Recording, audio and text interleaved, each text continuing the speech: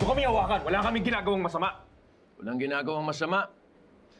The two of you barge in here, disrupt our program, and sling all kinds of nasty stuff about Era and I, tas wala kayong ginagawang masama.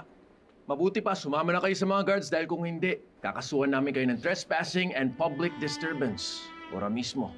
Attorney Alo naman. Walang permission at knowledge ni Lilith ang auction na to. At may karapatan pa rin siya sa naiwang properties ni Attorney Meredith. Bingi ka ba, ha? Kay Lilith na mismo nang galing, oh. Na wala siyang interes sa lahat ng mga aring-arian ni Mati. Oh. Not unless kung puro ka-plastikan lang lahat ng sinasabi mo, Lilith. Mm-hmm. And you know what? Just admit it. Na kaya ka andito. Just to make sure na may makukuha ka sa proceeds ng auction na to. Hindi ako mukhang pera.